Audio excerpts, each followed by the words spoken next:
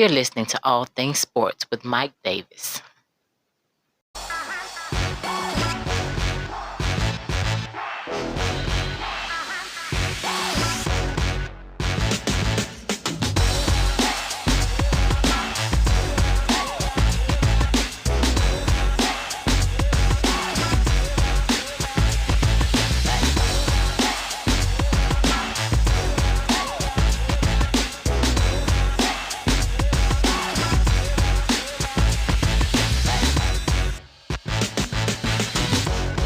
Hey, what's going on, everybody? Thank you for joining me today. You are tuned in to All Things Sports with Mike Davis. I am your host, of course. Obviously. Thanks for joining me on this Monday. It is podcast number 19. Pushing right along, like we always do. But anyway, though, thank you for joining me today. If you're listening to this podcast on Spotify, I thank you for spending your time with me. If you're listening to the restream of this podcast on YouTube, I thank you as well. And go ahead and subscribe to the channel, like and comment on the podcast. New podcasts will air every Wednesday and Saturday. So please feel free to share the podcast on any of the social media outlets that you use. I won't take up much more of your time. Let's get into it. All right. So, Monday, I did a podcast last Monday, and I'm doing one again this Monday. Not much going on Atlanta-wise, so for the first time in the All Things Sports with Mike Davis history, I will skip the All Things Atlanta segment. Nothing going on in Atlanta for real. It's pretty much the same here as it is everywhere. So we will continue on, and let's jump right into some NFL talk. So Andy Dalton signs with the Dallas Cowboys. Now, he was released by the Cincinnati Bengals on Thursday, and he agreed to a one-year deal with Dallas. Now, this was announced on Saturday, and Andy Dalton's deal has a base value of $3 million, but it could be worth up to $7 million. Now, my opinion on this, not a bad move by Dallas. I see what you're doing, Dallas. Not a bad move. You don't know what Dak is going to do if you're Jerry Jones. You don't know if he's going to hold out. And Andy Dalton is a Pro Bowl quarterback. He's been to the playoffs. He's been around the block a couple times.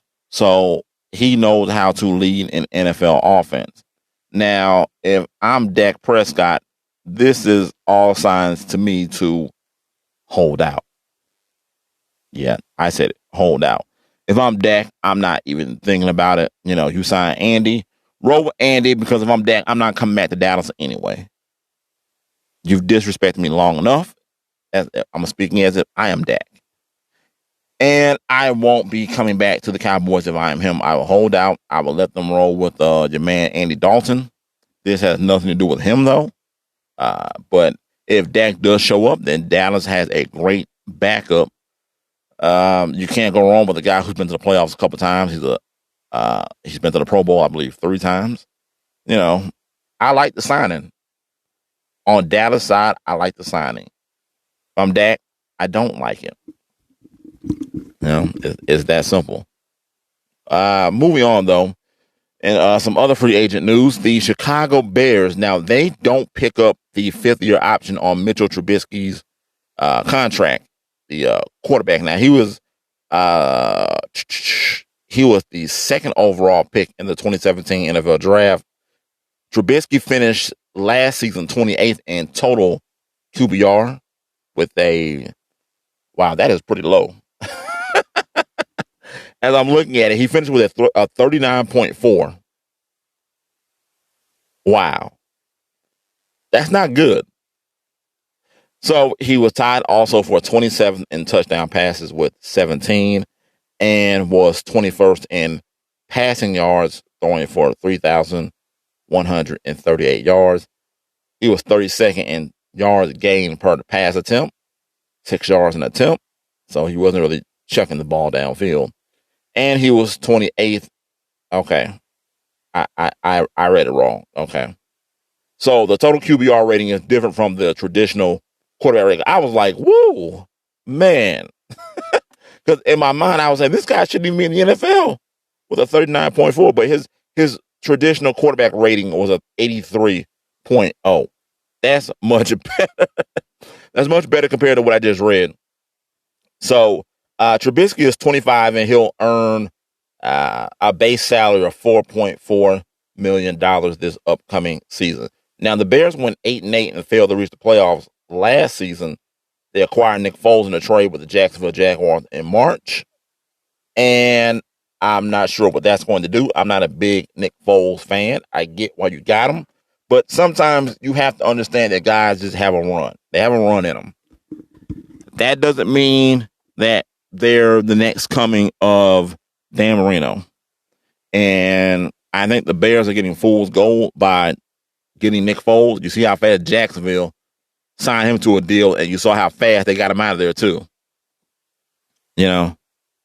So I don't think Foles is the answer in Chicago.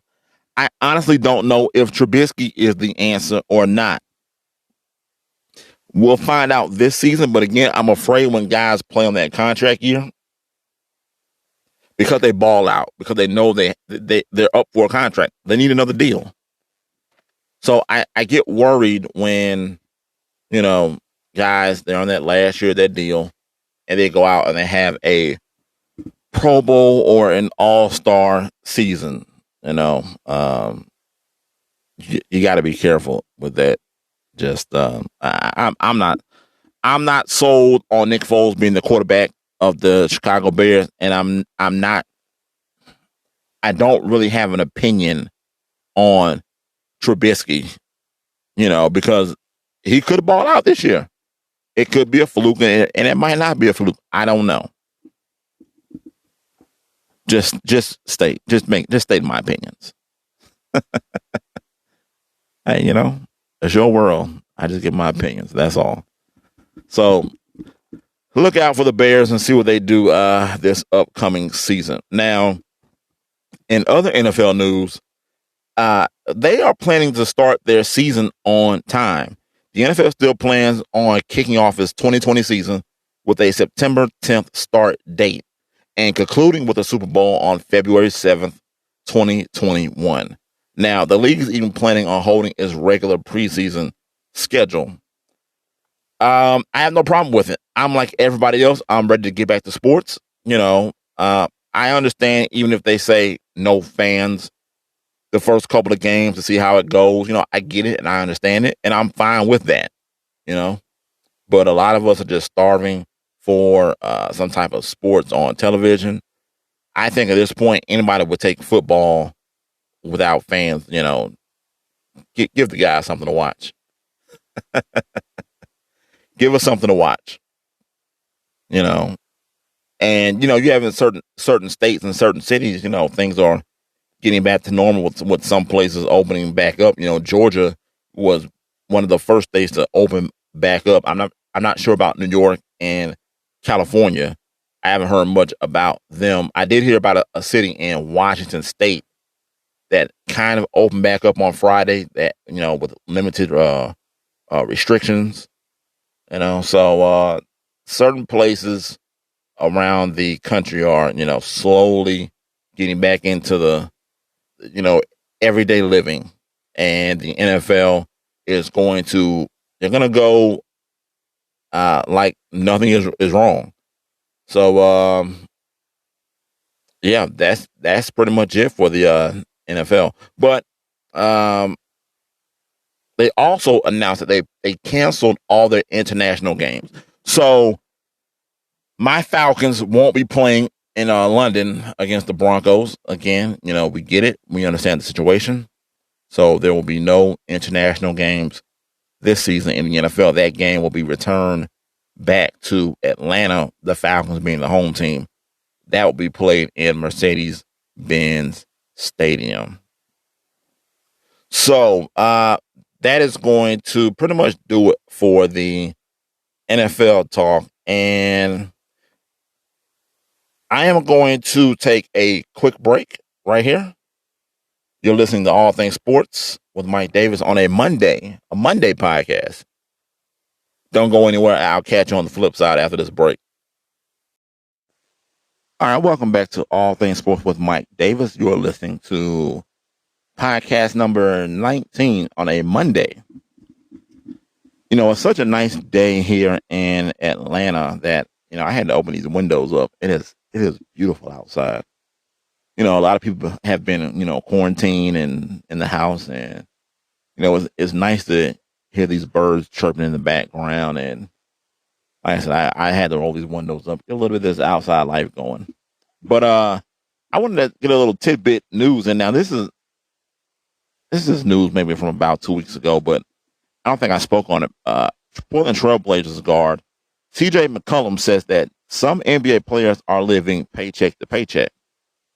Now, he guesses that there are at least 150 NBA players that are living like this due to the COVID-19 situation. Now, I just wanted to touch on that real quick, that I can believe it. I truly believe it. This is something that isn't taught in schools, and that's money management skills. You know, they don't teach kids how to, now you don't really have to balance a checkbook now, you know, but, there's, you know, kids don't grow up knowing anything about taxes or whatnot. And I think that a lot of people suffer, you know, when they're adults because no one teaches them, you know, money skills. And I can attest to that, you know. Unfortunately, my parents didn't teach me about, you know, money skills. And, you know, what's funny about it is, you know, my dad is kind of, I won't say he's a businessman, but there's certain things that he does that I wish he had taught me, you know. You know, and a lot of us, we had to learn things the hard way. And, you know, people who have money, they're no different. They just have more money to spend. They get themselves in more debt. You know, they're just on a different scale doing it from what we are. You know, so I really believe that there are people living like that, because I remember seeing the 30 for 30 episode called, I believe it was Broke, and it had a lot of athletes on there talking about how they lost a lot of their money, mismanaged their money. You know, they had people taking their money here, taking their money there. And I saw one of the football players was saying that one of the worst times for NFL players is the off season, because they're not getting paid. That they can't wait for the season to start so they can, you know, get back to getting a check every week. You know, so that is something that is that's a big problem everywhere. You know, not just on an NBA scale, but I wish that they had classes to teach kids basic money management skills. You know, you don't spend more than you make. Pay yourself first. You know, pay yourself first. Pay your bills after that. Okay.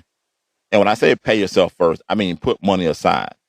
Put money that you're not going to touch, whether that's going to be into a savings or some type of investment, like stocks. You know, something where you let your money work for you. You know, and if you want to let your money sit there, you don't trust investing in stocks, and you just want to let it sit there, fine, let it sit there. You never know. You'll need that money for a rainy day. You know, so I just wish this is something they taught in high schools, and, you know, get these kids ready for the real world. And that's pretty much all I have to say on that. So let's move on. Since we're talking basketball, and, well, we just talked about an NBA player, CJ McCollum. Let's talk about the Last Dance documentary from last night. Now, last night it seems that they were more so on Michael Jordan's gambling, and I honestly didn't really learn much that I didn't already know. I did like the guy who pretty much went viral, who stole the show, the security guard.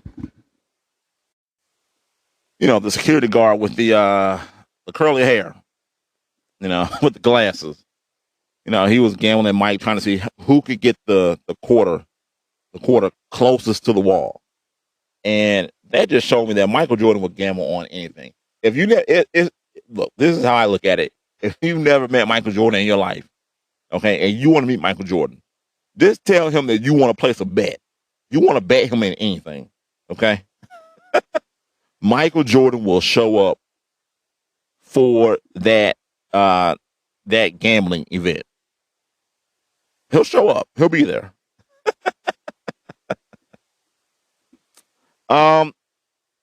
Now, the last two episodes that aired last night, they were okay. The series has kind of died down to me with the last two that I just saw. They were good, but they weren't like the past two Sundays. And I also wish that they would get into some other things where other players like John Paxson, BJ Arm. Well, you know what? I can't even say that because it's supposed to be on the 98 season, but they're kind of all over. It's not specifically the 98 season because they're showing John Paxson, when he hit the three against Phoenix. I have to remind people because everyone always talks about when Kerr hit the three, whatever, and I tell them, no, that was John Paxson. Kerr hit the jump shot against Utah. Okay, so you had two finals where two other guys, hit the game winner to clinch the series. The first, being John Paxson knocking down that three. That was a beautifully drawn up play by Phil. You're thinking Michael's going to get the ball, but on that second to last play where Chicago takes the lead against Phoenix for good, everyone on the team touched the ball but Cartwright. I believe the whole starting five was out there. At the time, it was Paxson, Jordan, Pippen, Grant, and Cartwright. Now, I could be wrong about Cartwright because he didn't touch the ball, but I believe he was out there on the floor. But the ball, Jordan inbounded the ball, and the ball went right back to Jordan. Jordan got it across the timeline to Scotty. Scotty went to Grant down low. They came and doubled. Okay. So that left Paxson open. Grant found the open man, and that was John Paxson. Kicked it out to him for the three, and it was a textbook three-pointer, textbook release. Great shot. Paxson got his feet set, squared up, snapped the wrist, ball rotated, nothing but net. So, and yet Michael Jordan also outing in this episode Horace Grant as the snitch. Now, he in the documentary said that he didn't tell Sam. I forget his last name, but the guy that wrote the Jordan Rules book, I read that book.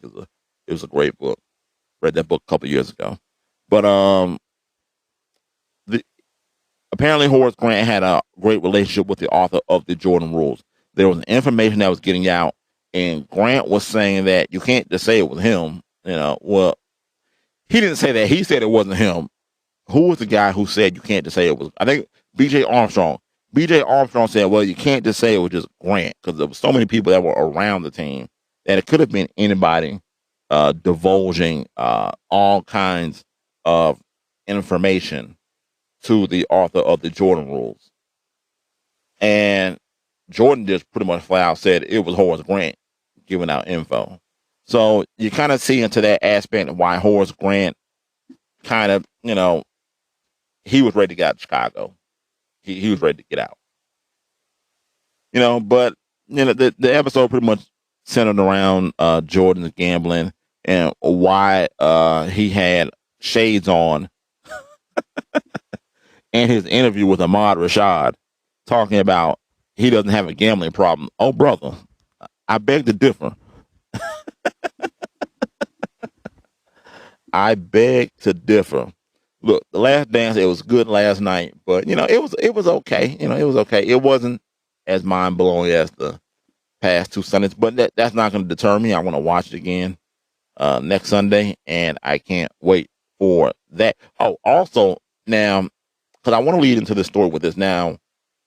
Last night on The Last Dance, Jordan pretty much called Isiah Thomas an a-hole. Well, look, Jordan is like Isiah Thomas, but he says he respects his game. He respects him as a basketball player. He went on to say that Isiah is the number 2 point guard of all time behind Magic Johnson. Now, I heard something today where Isiah is upset behind Jordan calling him an a-hole because they've hung out, they've had dinner and all that. Look, whatever. Look, Isiah Thomas sound, before I even, I'm getting ahead of myself here. So let me go into this, what I wanted to talk about. Now we saw that last night on The Last Dance. Jordan said that Isiah is an a-hole and whatever. Now, I saw a video from the ESPN show with Stephen A. Smith and Max Kellerman, and it was Isiah Thomas on there talking about he was kind of disgusted at The Last Dance and the treatment of Dennis Rodman. Now, he went on to say also in that interview, that clip on the First Take clip, said that the Bulls stole some of the Pistons' identity and some of their chippiness and competitiveness and their grit with signing John Sally, James Edwards, and Dennis Rodman. Would someone please tell Isiah Thomas the Bulls had already won 3 titles before those guys had gotten there? The Bulls had beaten that Pistons team that had those 3 guys on their team. Isiah Thomas is in full victim mode, okay? And he is salty and he is bitter. And he went on to say on First Take how he has a PhD in whatever. And it seemed like Dennis was calling out a cry for help when he needed his vacation because that's not the Dennis that he knew in Detroit. Well, here's my thing, Isiah. If you felt that it was a call for help, why didn't you try and help Dennis when he was in Detroit and he was found in the team parking lot or the arena parking lot when he was asleep with the shotgun in the passenger side? Now, they're saying that there was a time when he was suicidal, but we don't know that. I don't know. He really could have just fell asleep with a gun in the passenger side of his car. I mean, it's not crazy that happens. I've fallen asleep in my car before, and I don't know. I could have left anything out. But my thing is if you felt that strong about it, Isiah Thomas, then you should have helped it. You should have told the Pistons, don't trade him to San Antonio. Okay. And whatnot. And why is this solely on Chicago? Because Dennis didn't start that nonsense, honestly, until he got to San Antonio. That's when he started coloring his hair. Okay. And remember, Popovich was the GM in San Antonio. And he said, oh, no, get this out of here. We're going to trade Dennis Rodman straight up for Will Perdue. As long as the worm is gone. I felt like Isiah Thomas did him a disservice.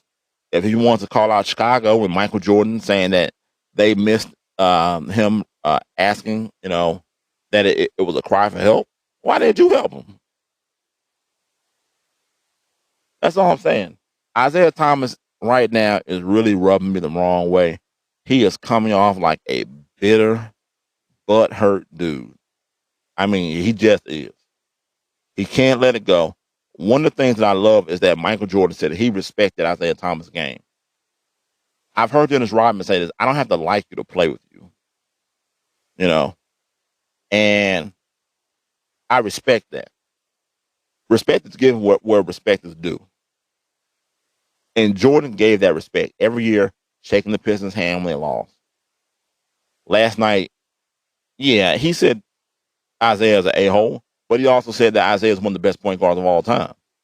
When of the last time you have heard Isiah Thomas or anybody from those Pistons bad boys teams give the Chicago Bulls the respect that they deserve? I haven't heard not one of those players give the Bulls the respect they deserve. Even Jordan. The fact that the only way they can stop Michael Jordan was that they had to play football with him. That's the only way they can stop him. That says everything I need to know. But Isiah Thomas has to get out of this victim mode that he's in, because it's not cute, it's not pretty, it's ugly. Be a man, be a grown man. Let him hang and be a man. Okay. Get out of this victim mode that you're in, because Chicago finally beat you guys. It just, I don't know. You know what? I don't even want to go into the personal stuff dealing with them. Isiah Thomas, stop being salty.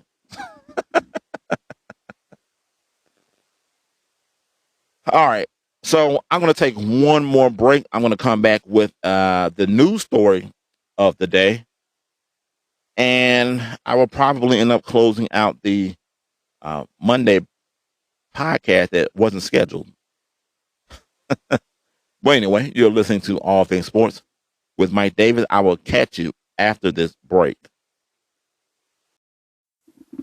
All right, welcome back to All Things Sports with Mike Davis. We are in the third and final segment of the show. So the news story of the day, I read an article about Gilbert Arenas and Nick Young, and those two have the most craziest friendships, but oddly enough, I understand it, Me being a guy, I understand the friendship. It's a little kooky, it's a little crazy, it's a little out there. But I understand it. So in the news story of the day, Gilbert Arenas apparently would sleep with Nick Young's ladies to expose them as gold diggers to him so that he wouldn't fall in love with them. You heard that right, people. All right. So during a recent interview with Slam magazine, excuse me, the retired NBA star was talking about Nick Young, charges him more than he charges customers because how he used to torture him back in the day. So he was then asked to expand on what he used to do.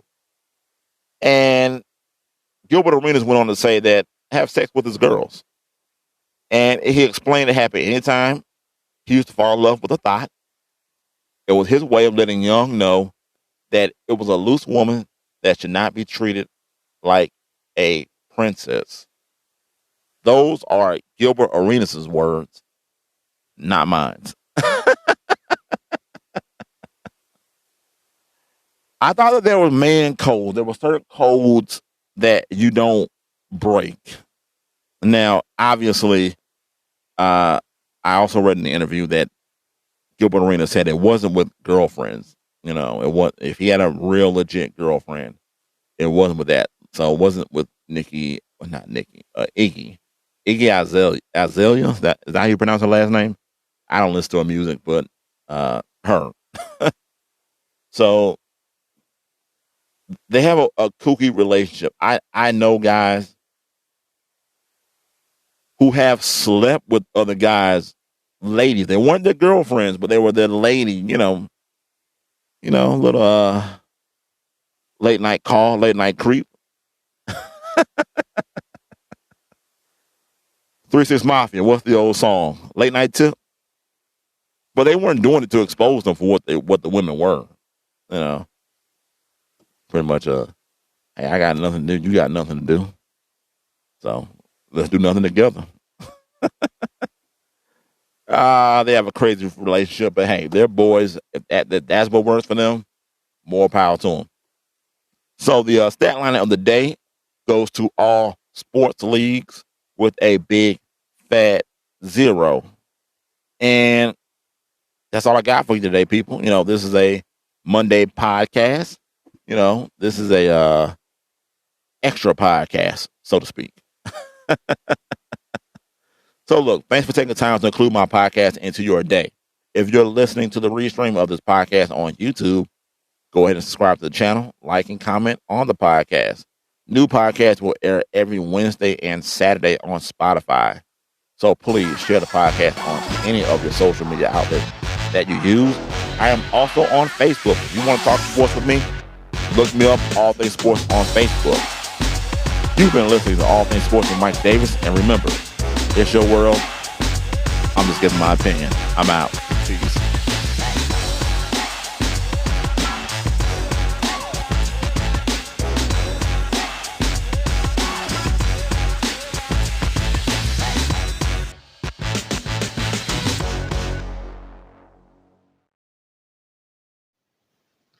You're listening to All Things Sports with Mike Davis.